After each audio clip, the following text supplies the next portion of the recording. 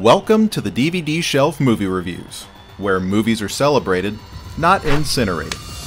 I'm your host, David Rose, and what better way to commemorate this triumphant return of the DVD Shelf Movie Reviews than with a look at Batman: The Dark Knight Returns, the 2012 animated adaptation of Frank Miller's highly acclaimed and influential graphic novel where Batman, now in his mid-50s, comes out of retirement and makes a triumphant return of his very own. Exactly 30 years after its original publication, we'll explore this stunning graphic novel, its legacy, and the epic animated film version along with its 3-disc deluxe edition Blu-ray. And finally, I'll give some of my own insights and thoughts on this year's polarizing superhero blockbuster, Batman v Superman: Dawn of Justice. Because I'll bet none of you out there are sick of hearing people talk about it yet. I figured here would be the best place to get into it, since Ben Affleck's older take on Batman and his clash with the Man of Steel are elements that were directly lifted from Frank Miller's The Dark Knight Returns. Oh, and make sure to stick around until the end of this video for a very special DVD shelf announcement regarding what the future holds for my much requested Batman reviews. Well, this is certainly sounding like yet another jam-packed episode, so I guess some things never change. We're in for a show, kid. This is Batman: The Dark Knight Returns. Comics are silly kid stuff. At least that's what the popular opinion always was. Batman may have been a darker, more grounded response to Superman's success at first, but once his sidekick Robin was introduced, and a radical political movement during the 50s began to creatively restrain comic book content, Batman's comics went from pulpy murder mystery plots to absurd science fiction and goofy fantasy exploits, which would later be lampooned in the campy 60s Batman TV series. The massive cultural popularity of that show actually boosted comic book sales for a while. But once the novelty wore off, the show was cancelled and sales plummeted once again. So comics had to either evolve with the changing times or fade away entirely. The 70s saw the rise of the first generation of comic book creators who actually grew up reading comics themselves. They saw America's growing social unrest and an increasingly diverse culture and responded by making their own comic books a bit darker, more socially aware, and more sophisticated. And Batman finally started to revert back to his darker roots thanks to writers like Denny O'Neil and artists like Neal Adams.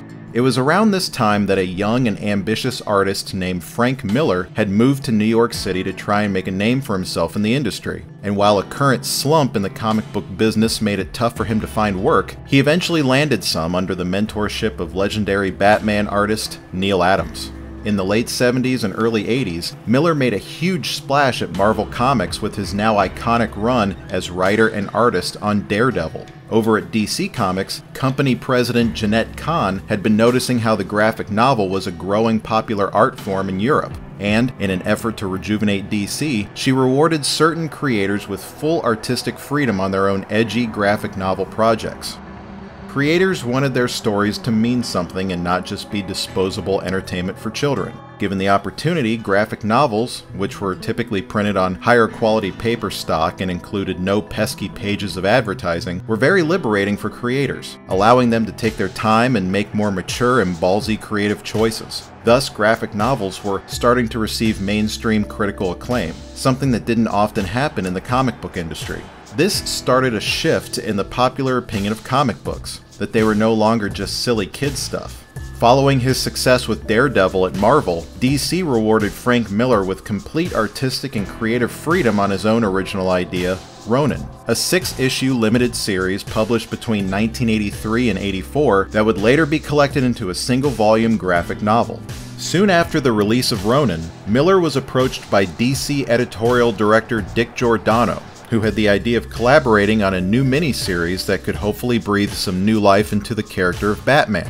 They proceeded to hash out a story, but Giordano eventually left the project as Miller kept demanding extended deadlines. Miller didn't want to treat this as a typical flash-in-the-pan, forgettable comic book. Like Ronin, he wanted to make something with a shelf life, something that would get people talking. But he didn't necessarily go into this assignment with the greatest of confidence because Batman was an icon that everybody had their own vision of, thanks to a rich comic book history and a once popular TV series. So Miller struggled with what new ideas he could possibly bring to the table. But ultimately, Frank Miller's The Dark Knight Returns burst onto the scene when it was published between February and June of 1986, starting off as 4 prestige format issues that would run together as one giant epic.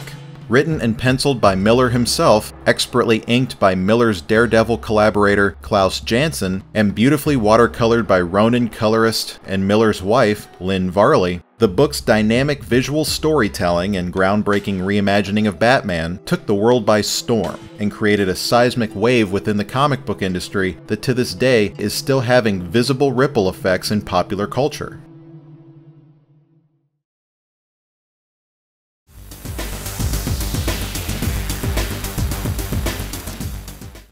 DC Comics and Warner Bros. Animation have spent the last decade releasing over 25 direct-to-video animated films, many of them adaptations of classic one-shot DC comic book stories and graphic novels, and once it was officially announced that an animated version of Frank Miller's The Dark Knight Returns was indeed in the works, the hype generated instantly because, to many fans, a cinematic treatment of this classic was long overdue. In Miller's mind, Bruce Wayne was always 29 years old, and by the time he sat down to write The Dark Knight Returns, Miller was on the cusp of turning 30. The notion of now being older than Batman depressed him, so he aged the character to 55 and created a dark vision of the future where Bruce is now a decade into his retirement from Batman due to a government ban on superheroes. Miller felt that superhero comics in general lacked any sense of nuance and were too creatively restrained due to their reputation of being just for kids. Batman had gotten darker during the 70s and early 80s, but Miller gets the credit for completely throwing out the rulebook for this story. His first order of business was to rebuild Batman from the ground up, and he did so by re-examining Bruce Wayne's tragic origin story in order to fully justify the psychological motivations for him dressing up like a bat to fight crime in the first place. To then make Batman a relevant figure in the modern political and economic climate, Miller was heavily inspired by the Dirty Harry films, as he depicted him as a gruff vigilante who serves up his own brand of justice in a Gotham City that has become a much more seedy and dangerous hellhole over the years. Bruce Wayne can't help but revolt against the government's superhero abolishment and comes out of retirement, but in the years since hanging up the cape, he has become somewhat of an alcoholic and a thrill seeker with a death wish. Still haunted by his inner demons, he's a broken, tormented man, and without Batman, he has become nothing but a hollow shell. The way Miller presents Gotham as a dystopian nightmare makes the city a character in and of itself, much like how the crime-ridden streets of Detroit are featured in the 80s action classic RoboCop, which is what makes RoboCop himself, Peter Weller, the perfect fit as the voice of Batman in the film adaptation. Director Jay Oliva wanted the film to have that similar 80s action cyberpunk flavor, and what better way to convey that than by having Batman voiced by the original RoboCop. That a tickle? That was a nerve bundle in your deltoid. Might not have hurt, but you won't be moving that arm for a while. Peter Weller's stern yet vulnerable portrayal of Bruce Wayne works so well with Miller's iconic dialogue that I can't help but hear his voice now whenever I reopen the book. And out of all the animated Batman voice actors over the years, Weller has become my second favorite right behind the brilliant Kevin Conroy. Frank Miller certainly surprised readers with his handling of Batman's longtime sidekick, Robin. At this point in comics continuity, original Robin Dick Grayson had moved on to lead the Teen Titans as Nightwing, and orphan boy Jason Todd replaced him as the new Robin in 1983. The grim future of The Dark Knight Returns shows us Jason's preserved Robin suit as we learn that Jason's untimely death was another major factor in Bruce's retirement, and strangely, the death of Jason Todd actually did become a major event in comics just 2 years later when DC conducted a poll and readers voted to kill him off due to their dislike of the character. Never a big fan of Robin in general, Frank Miller was originally going to omit him completely, but at the suggestion of writer and artist John Byrne, Miller created Carrie Kelly, a smart and spunky teenage Girl Scout whose life is saved by Batman during his first night back on the job, which inspires Carrie to purchase her own knockoff Robin costume and would later help Bruce during a brutal skirmish and treat his critical injuries. The book doesn't really touch upon the origins of Carrie's athletic prowess, so the film takes the liberty of establishing her as an award-winning gymnast who's also skilled at parkour, while still being a relatively normal kid who lacks the proper training to fight alongside Batman, but Bruce allows her into his world regardless because he sees something special in her. Voiced by Modern Family star Ariel Winter, Carrie's good-natured, energetic, and rebellious personality quickly makes her a symbol of hope for an aging, cynical Bruce Wayne, and while Carrie's parents are depicted as somewhat neglectful, her backstory is refreshing in that it's not really a tragic one, yet she still sees Bruce as a father figure as much as orphans Dick Grayson and Jason Todd did before her. Carrie's fun and light-hearted youthful spirit adds some much-needed levity to both the book and the movie, and in my opinion, she is such an underrated character that just doesn't get talked about enough. You're welcome. Now, of course, female equivalents of male superheroes aren't unprecedented in comics, but instead of a Batgirl or a Supergirl, the groundbreaking introduction of Carrie Kelly had a girl fully embrace an iconic alter ego that for decades had been solely attributed to young men, thus giving Batman and Robin, for the first time, a heartfelt father-daughter relationship. Head back to the cave. I'm not fired? You're not fired. The most legendary heroes are measured by the greatness of their enemies, and Batman has the single greatest rogues gallery hands down. Frank Miller certainly didn't hold back in the villains department, and because of the book's future setting, we see how the natural progression of time has affected these adversaries and their long-standing relationships with Batman. As mentioned before, the book originated as 4 separate issues, so Miller gave Batman a veritable obstacle course of 4 distinct threats that were deliberately chosen to be reflections of the Dark Knight himself, and escalate as the story progressed. Bruce Wayne's struggle with his duality is represented by his first opponent, former District Attorney Harvey Dent, who plagued the Dark Knight for years as the disfigured Two-Face, a criminal with his own dual personality issues who now holds Gotham City hostage. Bruce spent years paying for Dent's rigorous therapy and reconstructive surgery, but after Batman returns to take him down, he discovers that while his old friend Harvey may look normal on the outside again, he has now been completely consumed by his monstrous dark side. Miller wanted to show that Batman doesn't always win every fight, and he did so by having the Dark Knight take on the barbaric leader of the Mutants, a violent street gang that has risen in the years since Batman retired. The leader beats Batman to a bloody pulp, but he quickly recovers and mercilessly destroys the leader in a vicious rematch. Despite Batman being well past his prime, his persistence and skill as a cunning strategist ultimately leads him to victory, and inspires a large group of misguided young people to abandon the mutant gang and rally behind him as the Sons of Batman.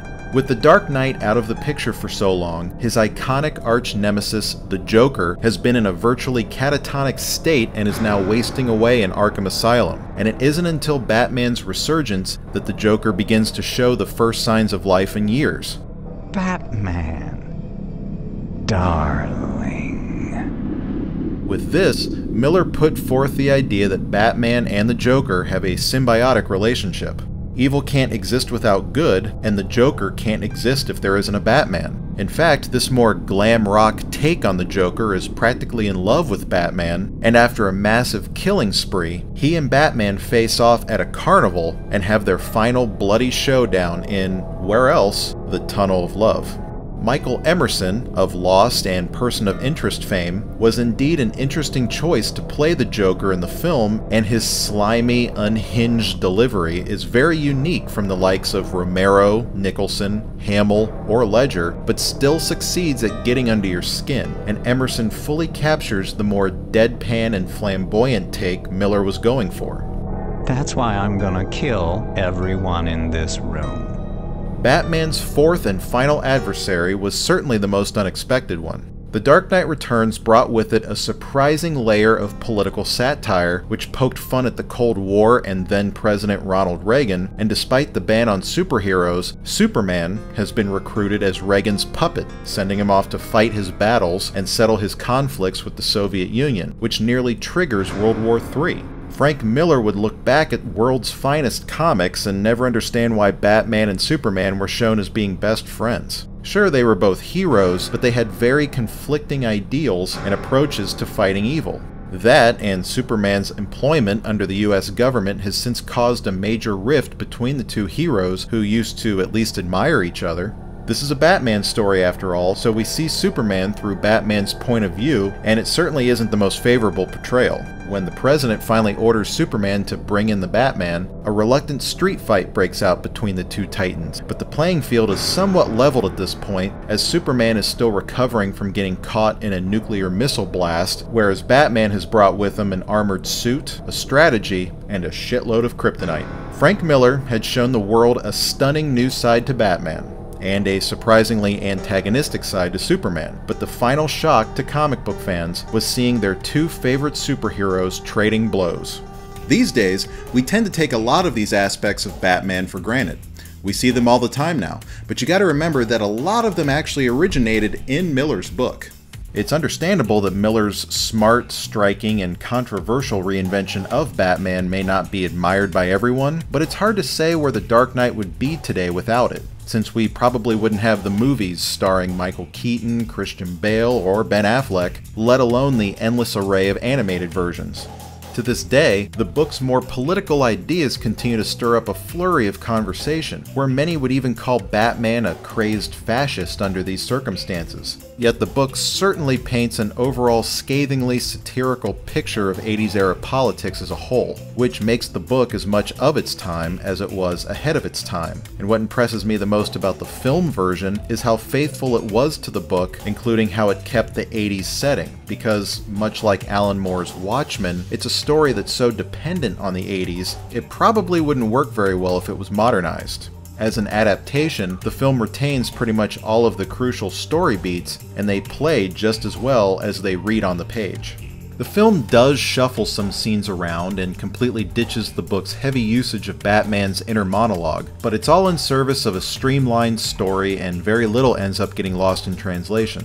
Because Miller actually left some things open to interpretation, the film's director Jay Oliva and screenwriter Bob Goodman execute those more vague moments brilliantly, even better than the book itself in some cases. Some of these DC animated movies tend to look a tad rushed, but you can tell the filmmakers really took their time with this one to make sure the animation looked as stunning as possible, which it does, and the style very much mimics Frank Miller's own minimalistic line work, only there's a softer quality to it to make the character designs a bit more palatable, and to frankly make it easier to animate. All the action scenes have real weight to them. All the voice acting is top-notch, and composer Christopher Drake's electronic synth-heavy score succeeds at giving the film that 80s feel. In my opinion, this is all what makes The Dark Knight Returns one of the strongest, if not the strongest title in this ever-growing library of DC animated films. So let's dive into the 2013 Deluxe Edition Blu-ray, a welcome sight after Warner Brothers had originally released the film in 2 parts. Yes, this project was so huge, the movie was produced in 2 separate 76-minute halves and released roughly 5 months apart, each release getting its own set of special features. And while I was very much looking forward to owning this film ASAP, something in my gut told me to wait. I'm glad I did, because we later got this deluxe edition where both halves of the film now run together in one seamless 2.5-hour cut, and along with all the previously released bonus material, this set gives us 2 brand new exclusive special features and a set of 4 collectible postcards. Disc 1 contains the entire film, along with an insightful audio commentary exclusive to this deluxe edition that features a spirited conversation between director Jay Oliva, screenwriter Bob Goodman, and voice director Andrea Romano, which lets the fans in on the filmmaker's careful approach to tackling the monumental source material. Disc 2 houses all of the bonus features, the highlight being the second deluxe edition exclusive, the extensive 80-minute documentary masterpiece Frank Miller's The Dark Knight Returns, which lays out the entire story and creation of Miller's book and features narration from actor Malcolm McDowell and numerous interviews with industry experts, including Miller himself. Also included are 5 additional documentary featurettes. From Sketch to Screen, exploring the adaptation process, features director Jay Oliva giving tons of insight into how he went about adapting several scenes from the book, as we're given numerous examples of concept art, storyboards, and split-screen comparisons. Her Name is Carrie, Her Role is Robin is all about the historical importance of Carrie Kelly stepping into the Robin costume. The Joker, Laughing in the Face of Death, examines the history of the iconic clown and how he's portrayed in Miller's book. And finally, Superman vs. Batman, When Heroes Collide, covers Superman's role in the story and why Miller thought him and Batman should duke it out. Also included is the 2008 documentary Batman and Me, The Bob Kane Story, a well-made biography about Batman's creator Bob Kane, which thankfully also gives credit to co-creator Bill Finger, since Kane himself was never known to do that during his life. Additionally, we are given 4 classic episodes from Batman the Animated Series and 1 from Batman the Brave and the Bold, along with 2 slideshows displaying excerpts from the original comic. The third and final disc is nothing but a standard DVD copy of the film. Regardless, this is a pretty great release if you ask me. If you already own the film in 2 separate parts, then I'd say it's up to you whether or not you feel like it's worth the upgrade. But if you don't already own it, then by all means, this deluxe edition is the one to go with. So, what else is there to say? Frank Miller's story is not only a classic, it's important. And the film is a spectacular and beautifully animated adaptation that successfully captures the spirit and essence of the original source material, and this Blu-ray piles on extras that only bring you deeper into the story. So with that, I'll give The Dark Knight Returns Deluxe Edition Blu-ray a heavy 5 out of 5 discs recommendation. This is a must-own movie. Good enough. I'm not finished yet. And you're not finished with me. When The Dark Knight Returns was unleashed in 1986, it wasn't just a hit comic, it was a cultural trendsetter that influenced blockbuster films, cartoons, and video games. And in return, the book has been referenced numerous times in other Batman media. Cartoons like Batman the Animated Series, Batman Beyond, The Batman, and Batman the Brave and the Bold proudly wear their Frank Miller tributes on their sleeves. Christopher Nolan's massively successful Dark Knight trilogy has a number of Miller touches, like Batman's armored military-grade Batmobile in Batman Begins, the questionable politics of handling terrorism in The Dark Knight, or Bruce Wayne resurfacing as Batman after a long hiatus in The Dark Knight Rises. Even non-Batman related superhero films can't escape Miller's legacy, like how superpowered beings come under heavy government scrutiny in both The Incredibles and Captain America Civil War. The popular CW TV series Legends of Tomorrow had an episode set 30 years in the future featuring Arrow star Stephen Amell as an older version of his character Oliver Queen, aka the Green Arrow, and his grizzled look is lifted right from Queen's brief appearance in The Dark Knight Returns, where he has grown a long gray beard and is missing his left arm. Of course, the most recent major tribute to Miller's work arrived earlier this year in the form of the highly anticipated and hotly debated Batman v Superman: Dawn of Justice. Whether people absolutely adore this film or despise it with every fiber of their being, it's all because of the same reason: everyone's undying love of these characters. But you can trace the overall mixed public reaction to Batman v Superman all the way back to its controversial predecessor, Man of Steel, which was originally hyped as a fresh, new reboot of Superman that grounds him in our modern world. Watchmen and 300 director Zack Snyder helmed the project with British actor Henry Cavill in the coveted role of Superman. Right off the bat, I'll say that I didn't really grow up a Superman fan. I didn't dislike him, but I was only ever interested in Superman comics and cartoons if Batman was involved. I also didn't grow up loving the Christopher Reeve films. I always admired them for breaking new ground in the genre, I loved John Williams' music, and Reeve was born to play Superman, but I just never connected with him as a kid, which is probably why I liked Man of Steel to a degree. It wasn't the movie alone that made me a bigger fan of Superman though, it was also the passionate fan response to the film, both positively and negatively, that sort of educated me on why Superman as a character is so special to people. The film is flawed, no doubt about that, but I found myself defending a lot of it because I looked at it as a portrait of a rookie Superman who's just starting to discover how powerful he really is, but it also doesn't shy away from the fact that his level of power can be devastating if gone unchecked. What I didn't like about it was that it felt like the more it tried to deconstruct Superman as a character, the more muddled everything felt. I don't disagree with those who say the movie fails at showing Superman as a willing hero or inspirational figure, but I also wonder if the film was originally supposed to be the beginning of a multi-film journey where he would grow into that symbol.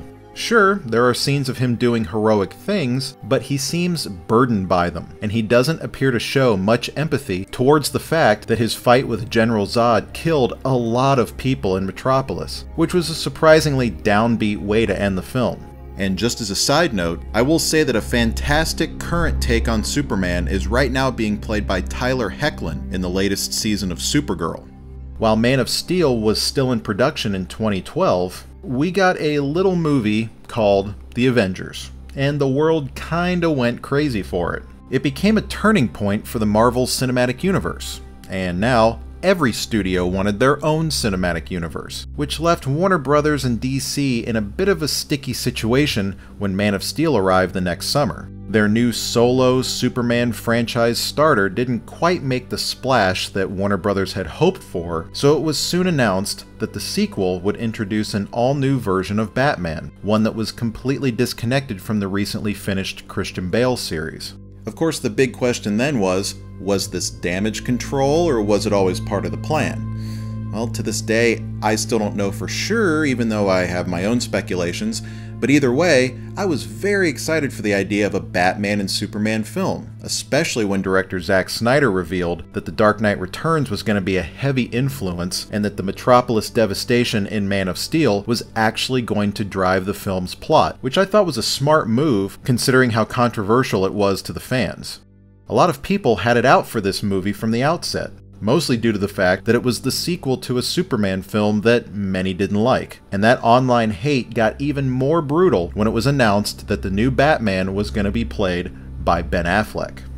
Now, I will proudly say that I was in favor of Affleck as soon as it was announced, and I had my reasons. In the right films, he's a great actor. And he's an Oscar-winning screenwriter and director, which are areas of expertise he could bring to the creative roundtables at DC. The fact that he's also a self-proclaimed Batman fan is just the icing on the cake. I was all for it, but the internet clearly was not. And wouldn't you know, after everyone actually saw the film, the overall reaction was that Affleck's Batman was by far the best thing to come out of it. Also, his awesome chemistry with Jeremy Irons as a much more down-and-dirty representation of Bruce's faithful butler Alfred Pennyworth makes me yearn for a solo Batman film in this universe.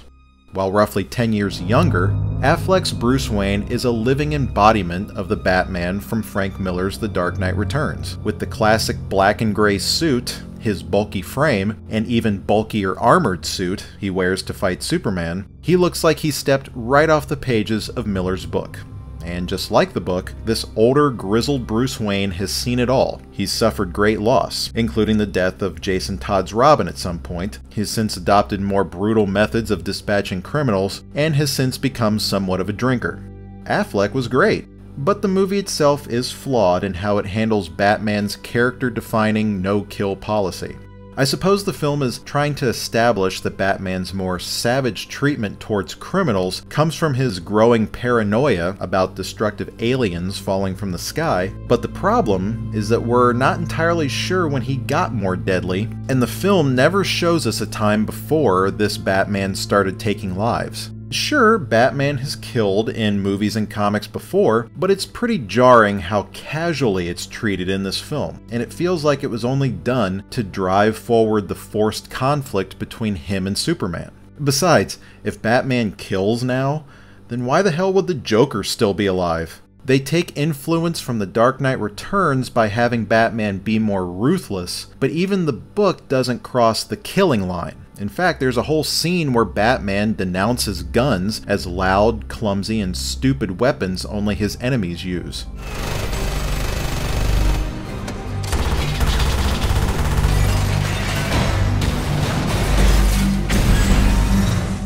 Now, I suppose the end of the film shows that Superman's sacrifices have inspired Batman to return to his non-killing ways, but we won't know that for sure until next year's Justice League film.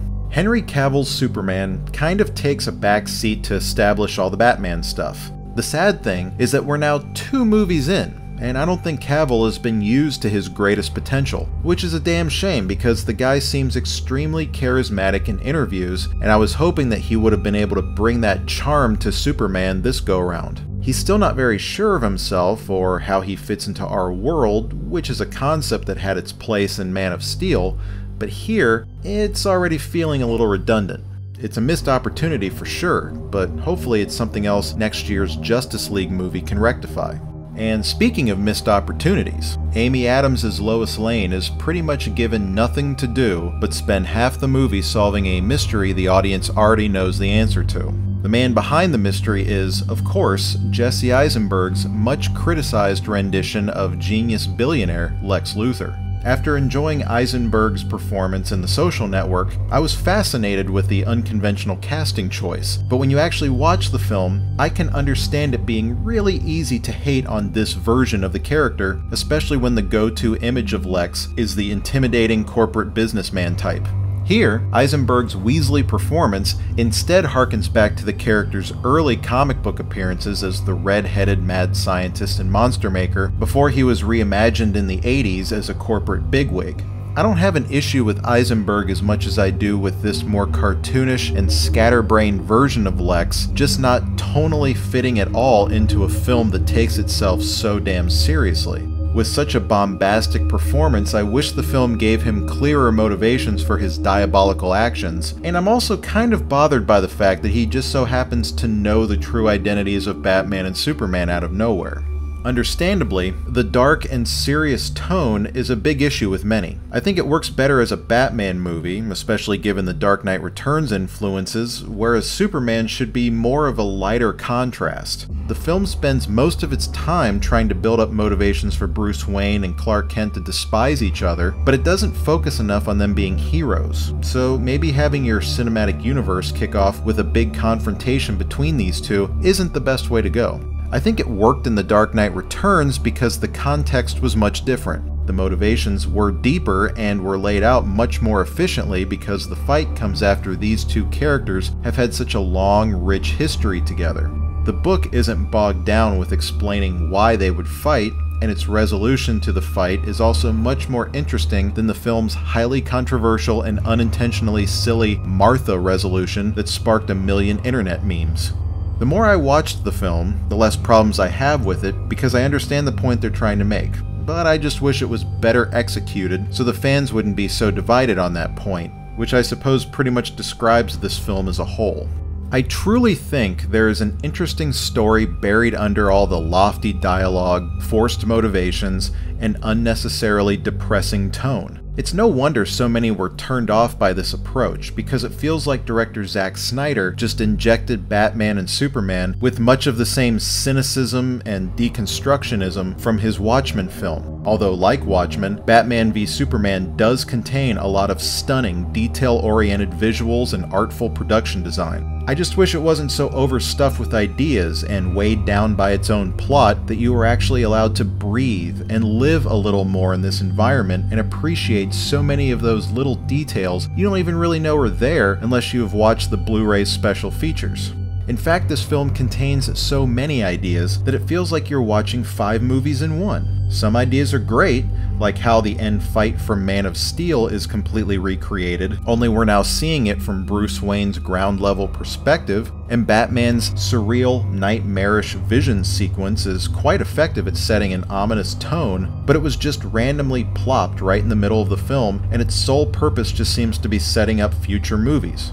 Plus, I'm sure mainstream moviegoers had no idea this was supposed to be The Flash, which makes the sequence all the more confusing. Also, we have the introduction of Wonder Woman, which should have been a momentous occasion, and Gal Gadot still seems like a really good casting choice, but I got more out of her in the trailer for the upcoming Wonder Woman film than I did her tacked-on appearance in Batman v Superman. I feel like if we had gotten her solo movie first, her arrival at the climactic Doomsday fight would have been way more satisfactory.